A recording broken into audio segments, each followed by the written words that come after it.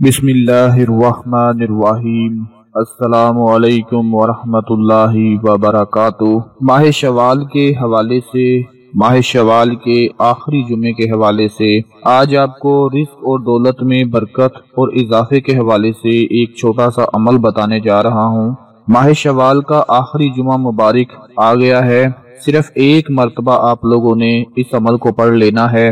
انشاءاللہ جو میرے بھائی، میری بہنیں، میرے دوست رزق دولت کی وجہ سے بہت پریشان ہیں، تنگ دستی کا بہت شکار ہیں، انشاءاللہ ان کو اتنی دولت مل جائے گی، اللہ پاک ان کو اتنا رزق عطا فرما دیں گے کہ وہ خوشی سے اپنی ضرورت کو پورا کرتے ہوئے اسی وقت اللہ پاک کو شکرانے کے سجدے ادا کرنا شروع کر دیں گے، کیونکہ یہ آج کا عمل بہت ہی زیادہ خاص ہے۔ ماہ شوال کا آخری جمعہ ہے اور اس آخری جمعے کی برکت سے آپ کی ہر طرح کی پریشانی ختم ہو جائے گی۔ میرے پیارے بھائیوں اور بہنوں، ہمیں پریشان نہیں ہونا چاہیے۔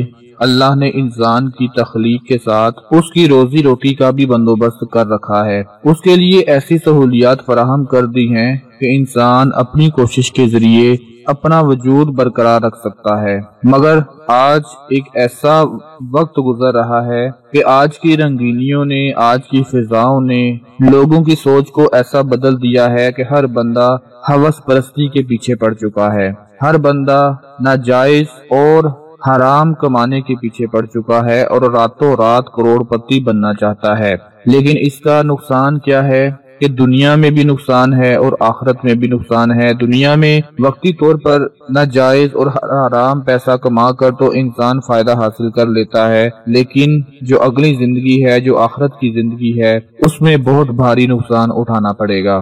حضرت حسن رضی اللہ تعالی عنہ سے روایت ہے کہ رسول کریم صلی اللہ علیہ وآلہ وسلم نے ارشاد فرمایا، اگر اللہ تعالی چاہتا تو ضرور تم سب کو مالدار بنا دیتا۔ دوستو، ہم میں سے بہت سے لوگ ایسے ہوتے ہیں جو اکثر سوچتے ہیں کہ اللہ تعالیٰ نے ہم سب کو مالدار کیوں نہیں بنایا، ہمیں غریب کیوں پیدا کیا، ہمارے نصیب میں غربت کیوں لکھ دی، ہمارے نصیب میں محتاجی کیوں لکھ دی۔ بہت سے لوگوں کے ذہن میں یہ سوال آتا ہے، تو اسی حوالے سے پیارے آقا کا فرمان ہے کہ اگر اللہ تعالیٰ چاہتا تو ضرور تم سب کو مالدار بنا دیتا اور تم میں سے کوئی محتاج نہ ہوتا، اور اگر اللہ تعالیٰ چاہتا تو ضرور تم سب کو محتاج بنا دیتا اور تم میں سے کوئی مالدار نہ ہوتا، لیکن اللہ تعالیٰ نے تم میں سے بعض کو بعض کے ذریعے امتحان میں مبتلا کیا ہے۔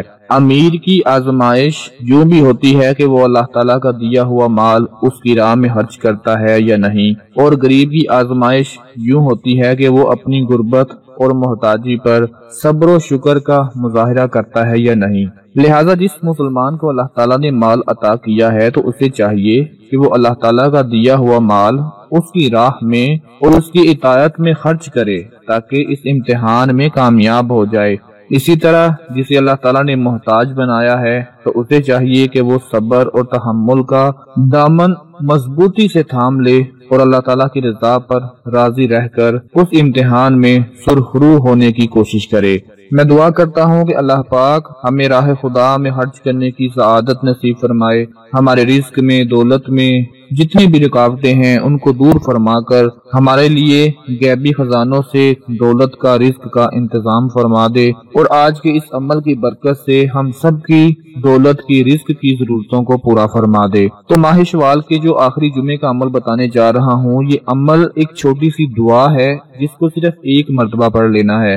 دوستو، دل سے اور نیت سے اور پورے بھروسے کے ساتھ جو دعا نکلتی ہے، جو الفاظ نکلتے ہیں، صرف ایک مرتبہ ہی پڑھ لیا جائے، ایک مرتبہ ہی اپنی زبان سے، دل سے بول دیا جائے تو اللہ پاک اس کو قبول فرما کر اس کی پریشانی کو دور فرما دیتے ہیں۔ تو جو دعا میں آپ کو بتانے جا رہا ہوں، نوٹ فرما لیں کہ سکرین پر آپ کو اس وقت ایک دعا نظر آ رہی ہے، اس کو آپ لوگوں نے جمعے کے بعد اول و آخر درود شریف پڑھ کر صرف ایک مرتبہ پڑھ لینا ہے۔ اس کے بعد پھر دونوں ہاتھ اٹھا کر اللہ سے دعا مانگنی ہے۔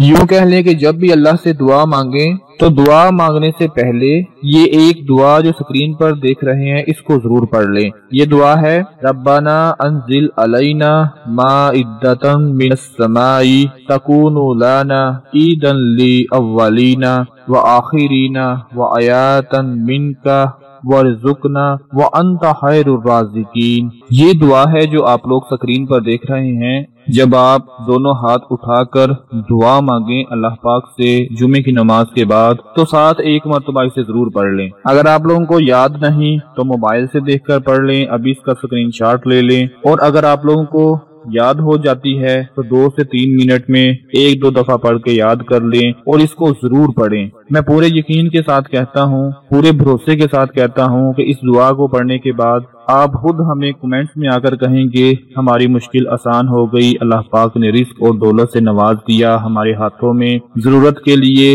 जितने हमें पैसों की दौलत की जरूरत थी अल्लाह पाक ने वो अता फरमा दिए और हमारी हर परेशानी खत्म हो गई। दोस्तों, बात यकीन की होती है, ईमान की होती है। जब ईमान और यकीन मजबूत हो तो फिर हर काम आसान हो जाता है। इस छोटे से अमल को आप लोग खुद भी पढ़ लें और अपने तमाम दूसरे बहन भाइयों को भी बता दें, ताकि जो रिस्क की वजह से परेशान हैं उन सब की परेशानी दूर हो जाए। अपना बहुत सारा ख्याल रखें, अपनी दुआओं में याद रखें। अल्लाह हाफिज।